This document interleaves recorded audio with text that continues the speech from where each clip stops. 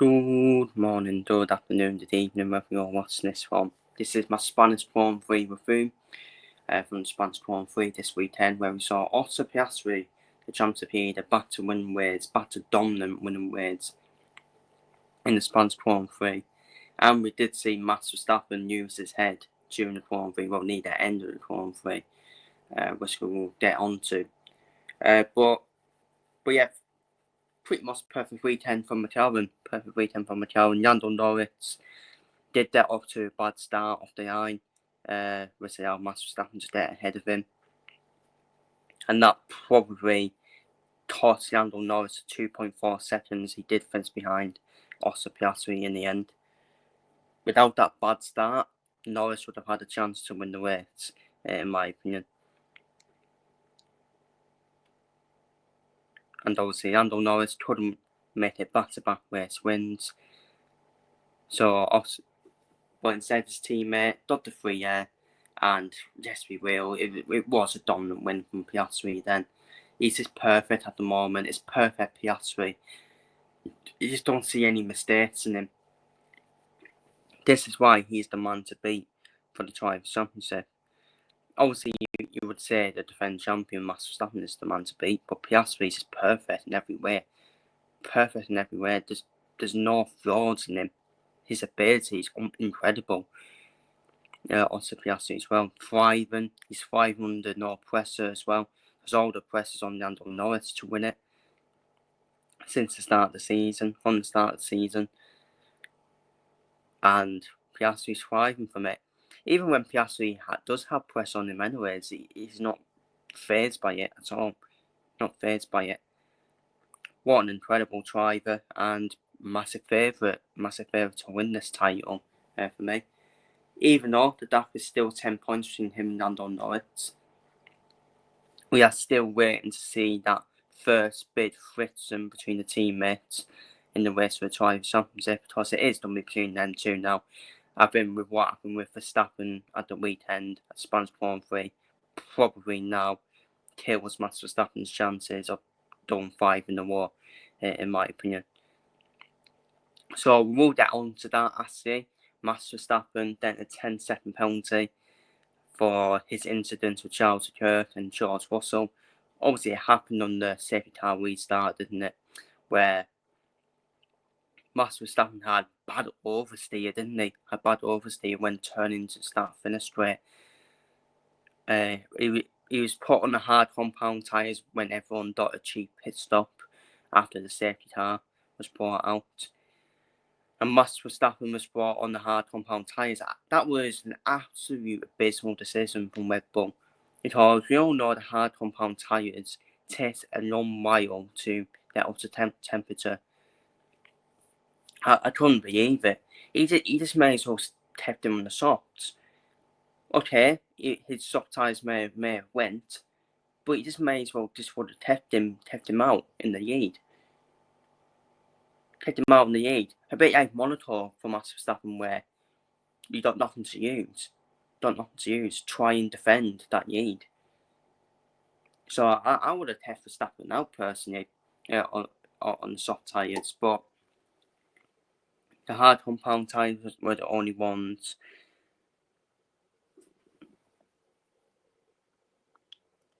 The only option for Max Verstappen.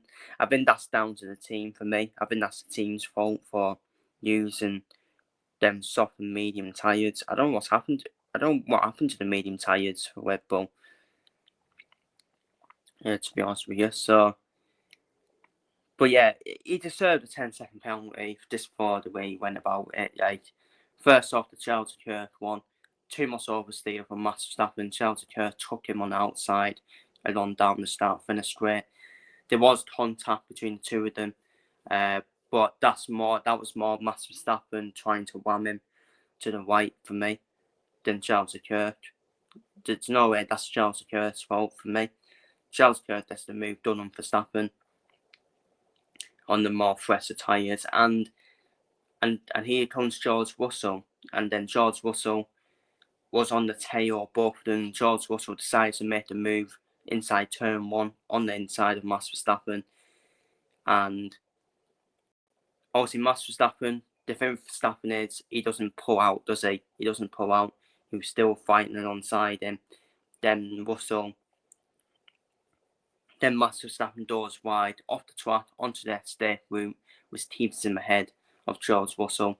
Because you know what's funny? When you're on that estate route, you're actually more quicker. you get more quicker back on the track by that route. And then the team radio started. Team radio standard started while to Max Verstappen from Red Bull saying he needs to give Russell the pace back.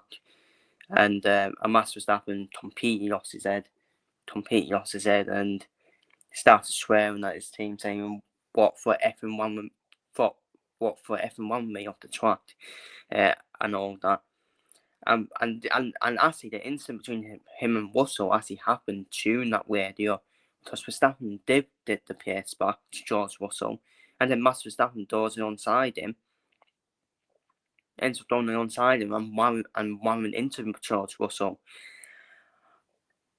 Nico Rosberg on Puntary said that should be disqualification.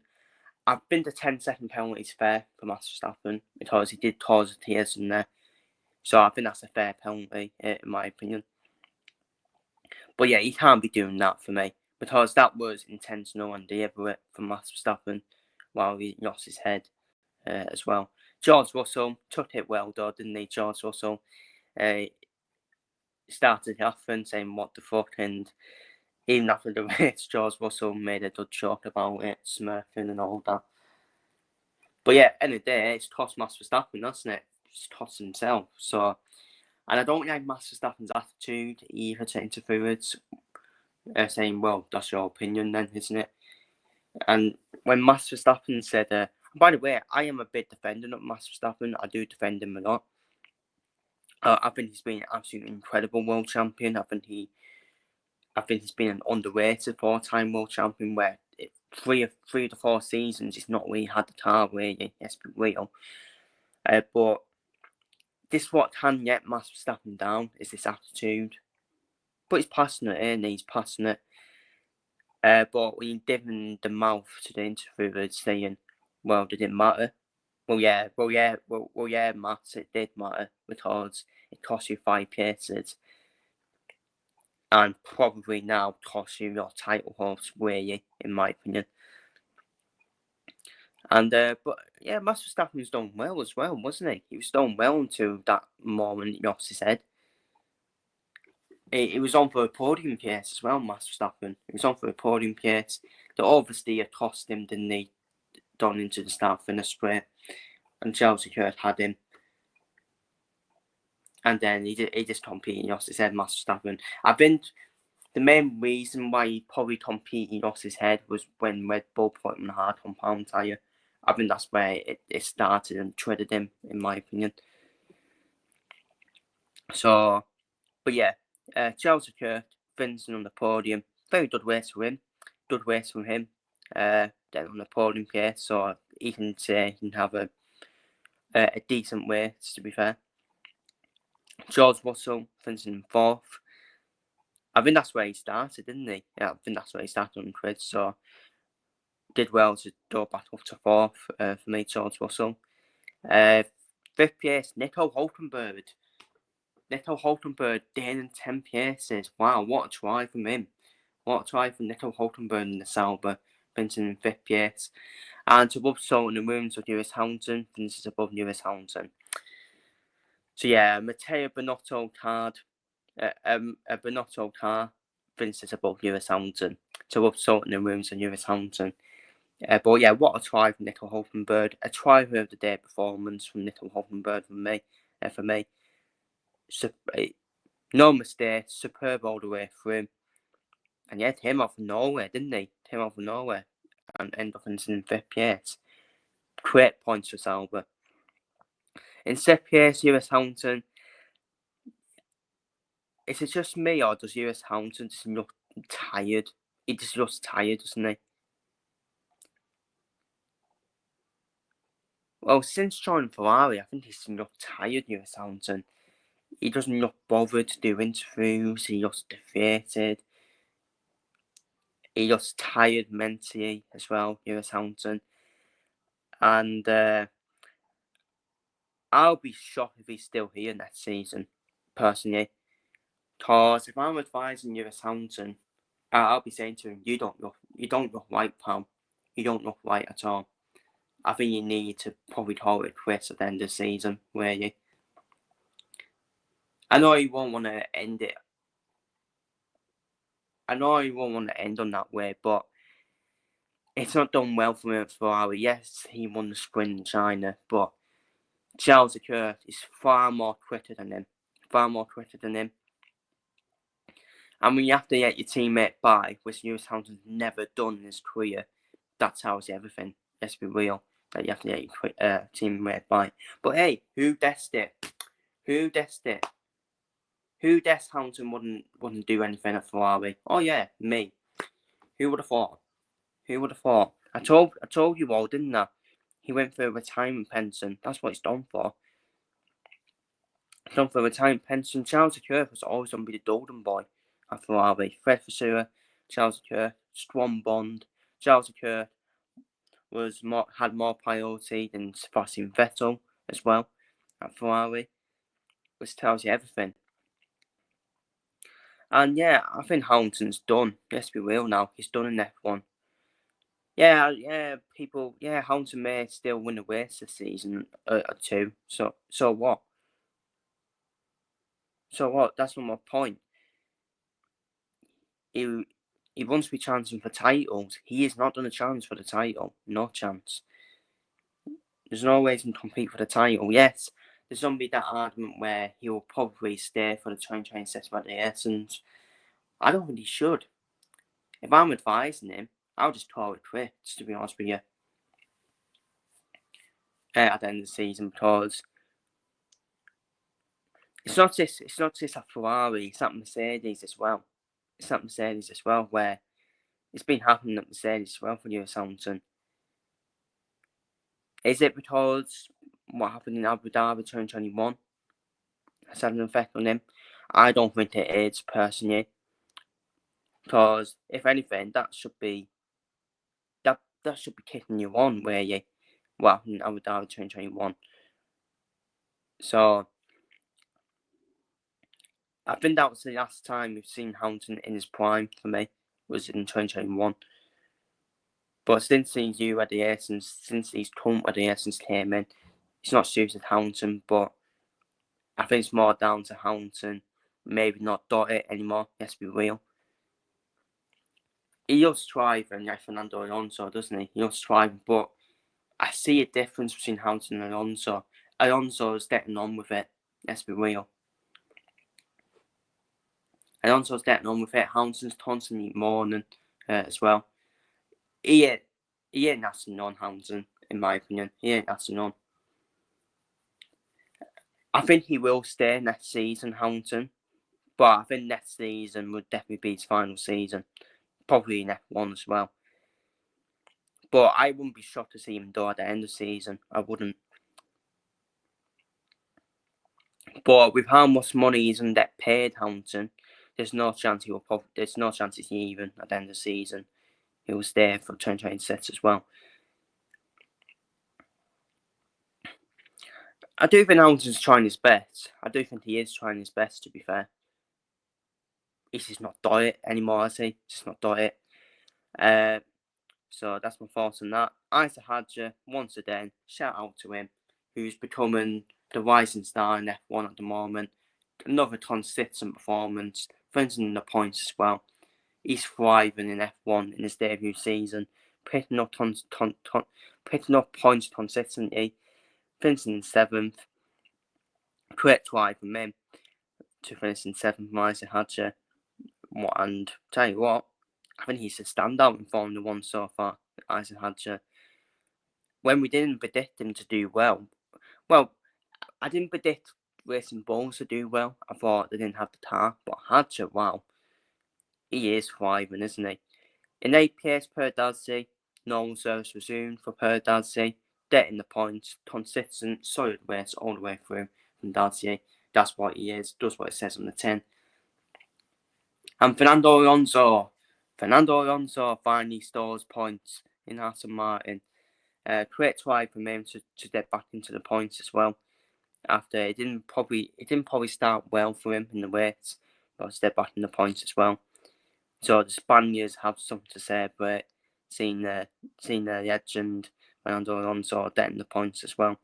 By the way, this is with an Aston Martin car who are preparing for next season as well. And Alonso still getting the best performances out of that car. This is what I'm saying. This is why Alonso is one of the most underrated back-to-back world champions. He beat a prime Michael Schumacher in a fucking Renault car. Tells you everything. Jim Lawson misses out on the points. Bortoletto, Sonoda, Sainz, Toro Pinto, Ocon and Berman all miss out on the points. I mean, Berman was up there, wasn't he? He was up there in the points. He was bumped for it with Jim Lawson during the race, but then dropped back down. Kimi Antonelli got a DNF. He went into the trouble, but I think his car was done anyways. That's why he went onto the trouble. And Alex Albon just had too much car damage to the front wing, which allowed him to DNF in lap 27. So what does it mean then for the drivers' championship? Oscar Piastri has a 10-point lead over his teammate Lando Norris. Max Verstappen is how many points is he behind? He is 49 points behind Oscar Piastri, which is already a bit daft in my opinion. 39 points behind Lando Norris for Max Verstappen. George Russell has closed the gap from Verstappen to 26 points as well. Charles Leclerc starts to get himself in that battle as well. Hamilton in 6th with 71, Anthony 48, Albon in 8th, Hadjar in 9th, Ocon in 10th. In terms of Constructors' Championship, look at that, man. Look at that difference. McLaren 362 points. McLaren almost 200 points here above second place. That is mental. Ferrari have moved up to second in Constructors.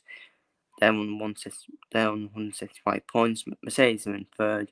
Red Bull in fourth. I still think it is between Ferrari and Mercedes in the battle for second. Because Max Verstappen's the only one stolen points for Red Bull. He can't just have one driver with the stolen points for me. So Red Bull will definitely finish fourth, in my opinion. So between Ferrari and Mercedes for the battle for second. It's already over, the Constructors' Championship. McLaren may as well keep hold of it. It's already over. And we're in round 9 to round 10 already, and it's already over. The Constructors' Championship, ridiculous. Williams are in 5th, Racing Bulls in 6th, Haas in 7th, Sauber in 8th, Aston Martin in 9th, and Alpine are in 10th. So the only drivers still yet to store points in Formula 1 is Toro Pinto and David Bortoletto. And there is rumours that Toro Pinto could still get with Yates during the season. And I'm not shocked by that at all. I'm not shocked by that. I think they need a more experienced option there. I think Bottas will do well. I think Bottas will be good for Alpine. Even like a Bottas or even a Perez at Alpine. That's who they should go for me. Could I see Isaac Hadjar go there? Not this season, but maybe next season if Alpine are after a driver. But yeah, Toro Pinto not really been great so far, and I did tell people, tell you all, be warned. I think it's going to be another net to freeze, to be honest with you, and it's becoming like that as well. Daryl Bortoletto, he's been quite unlucky, to be fair. I think he will score a point this season, Daryl Bortoletto, at some point. Pardon the pun. I think he will score a point this season, especially when you see Hulkenberg. If he can store points for Sauber, then Bortoletto definitely can as well. So, but that is my Spanish Formula 3 review. Feel free to leave your thoughts down below on Spanish Formula 3. Obviously, there's no Formula 3 this weekend, thank God for that. because it's been constant, hasn't it? So the next Grand Prix will be the Canadian Grand Prix, which won't be this weekend, but next weekend. So a preview will be coming out for that. And yeah, we'll be taking the horse down below with Oscar Piastri getting back to dominant winning ways in Spain, and Max Verstappen using his head near the end of the race.